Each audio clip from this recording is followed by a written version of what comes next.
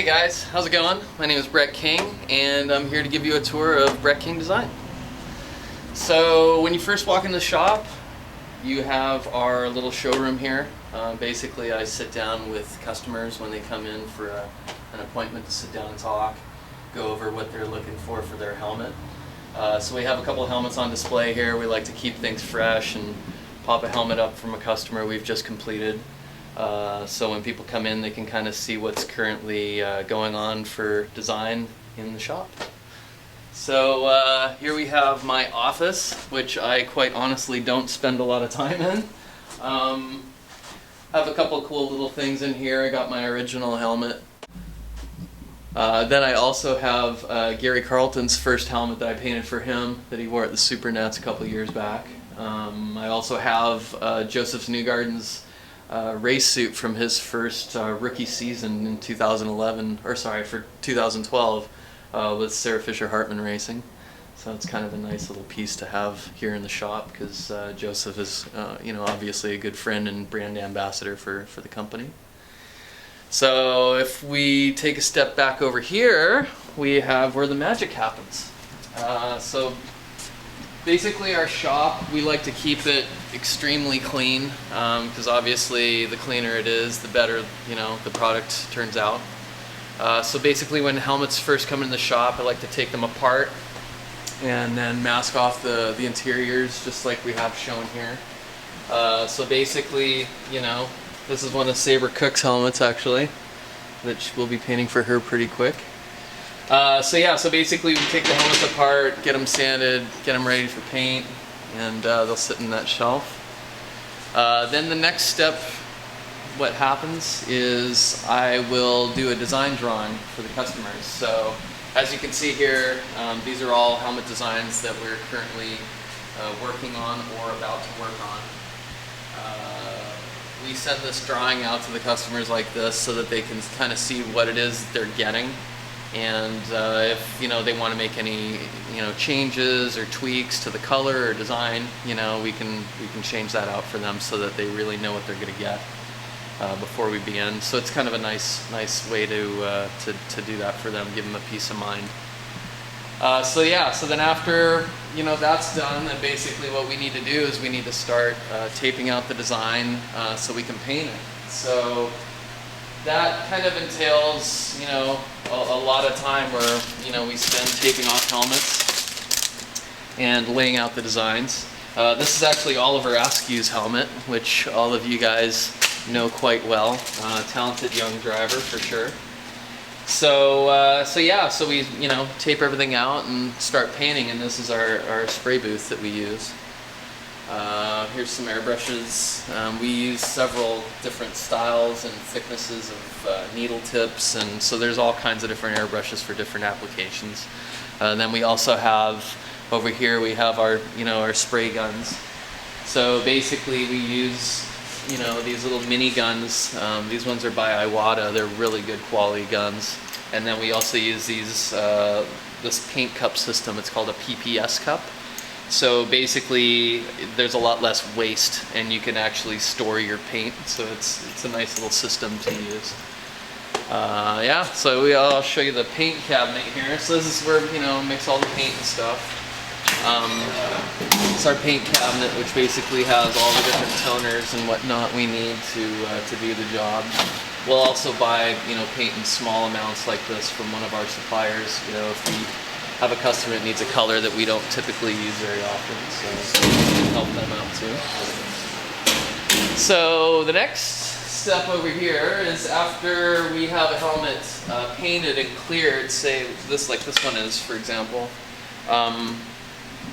we'll take this helmet and then we'll actually sand it, which is counterintuitive, you would think, after it looks so nice, but to get a perfectly flat and perfect finish, we actually clear coat our helmets twice. So what we'll do is we'll clear coat them like this first, and then we'll actually sand them smooth so there's no bumps or ridges in the paint, and then we'll clear coat them again. So it really makes the product a lot nicer when it's done that way. So back here is actually where we do all the sanding.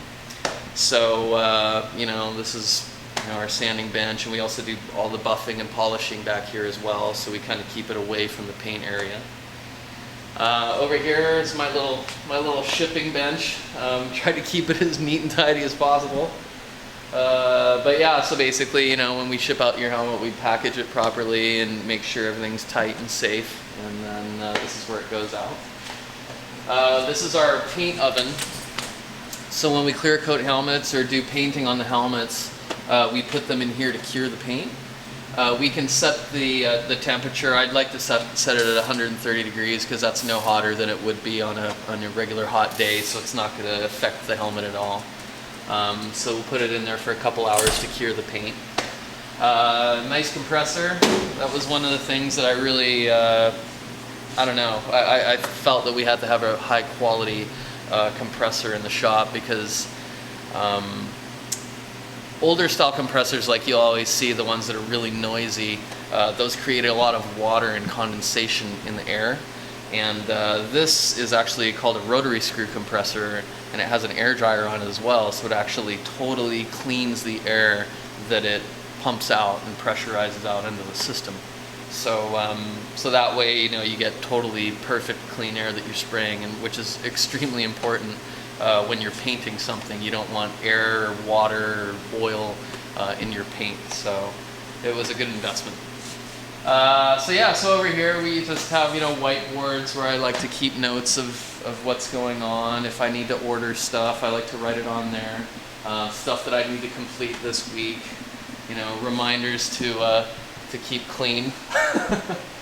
So over here, more of the same, just like to keep notes and stuff. We put all the customer helmet boxes up on here.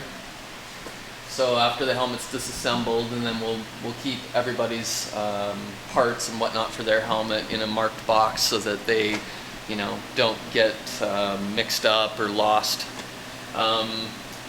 This is my TV for the shop. When you're spending a lot of time here, especially on weekends, I like to be able to watch the races still, as obviously, I can't really watch them typically if you're at work, so it's kind of nice to be able to DVR the F1 races or whatever other races there are. This is my plotter that we'll use to cut vinyl to basically create masks on helmets. This way you can actually cut and create a perfect template, so that, say, if you're cutting out somebody's name or a sponsor's logo, it's cut perfectly and it's exact.